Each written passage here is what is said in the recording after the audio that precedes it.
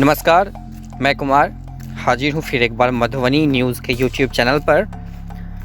सबसे पहले आप सभी को, जितने सारे मेरे व्यूअर्स हैं और साथ ही आप सभी देशवासियों की इस गणतंत्र दिवस की हार्दिक शुभकामनाएं। आशा करता हूँ जो आज से हमें कोरोना से आज़ादी मिले। पिछले कुछ महीनों से पूरा भारतवर्ष ही नहीं, पूरा विश्व इस कोरोना महामारी से जूझ रहा है। आशा करता हूँ अब जो कम से कम इस गणतंत्र दिवस के बाद आज से हम लोगों को कहीं न कहीं वैक्सीनेशन जो टीका लग रहा है उसका रिज़ल्ट सही हो और हम सभी देशवासियों को इससे आज़ादी मिले। आज इस गणतंत्र दिवस के अवसर पर जानकारी के अनुसार जो समस्तीपुर के जो डीआरएम हैं उनके द्वारा एक स्टेटमेंट दिया गया है, जो अगर सब कुछ ठीक रहा तो फरवरी के अंत तक दरभंगा से निर्मली के रास्ते हम लोग सहरसा सुपौल तक ट्रेन से जा सकेंगे। जी, ये लगभग एक आज़ादी मिलने के जैसा है।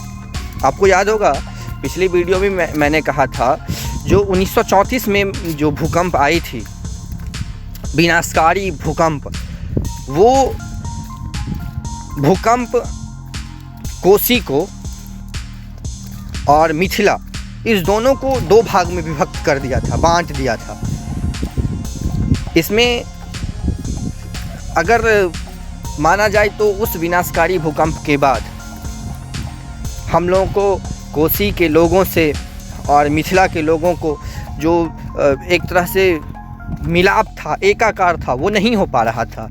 आज ये एक आज़ादी मिलने के जैसा है। 86 साल बाद फिर एक बड़ी खबर आई है जो फरवरी के माह के अंत तक अगर सब कुछ ठीक रहा तो दरभंगा से निर्मली के रास्ते सहरसा सुपौल के लिए ट्रेनें चलना शुरू कर देंगी।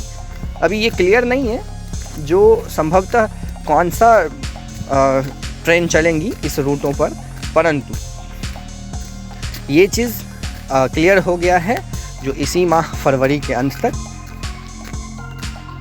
दरभंगा से निर्मली, झंझारपुर, घोघरडीहा होते हुए जो है वो ट्रेनें चलना शुरू कर देंगी।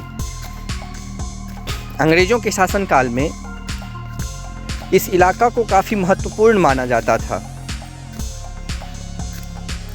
उद्योग के लिए, लेकिन 1934 में जो भूकंप आया, प्रलयकारी भूकंप, उसने इस इलाका को इस प्रकार से तहस-नहस कर दिया था जो कोई सोच भी नहीं सकता था। जो फिर से इस कोसी पर पुल बनेगा और यहाँ के लोग एक तरफ से दूसरे तरफ जा आ सकेंगे।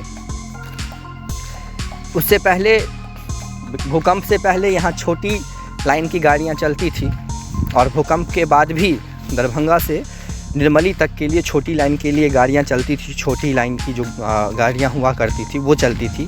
फिर बाद में दरभंगा से सकरी को हटाकर बड़ी लाइन की गाड़ियाँ हो गई सकरी से जयनगर की तरफ, और सकरी से झंझारपुर होते हुए निर्मली लौखा के लिए छोटी लाइन की गाड़ियाँ चलती थी। परंतु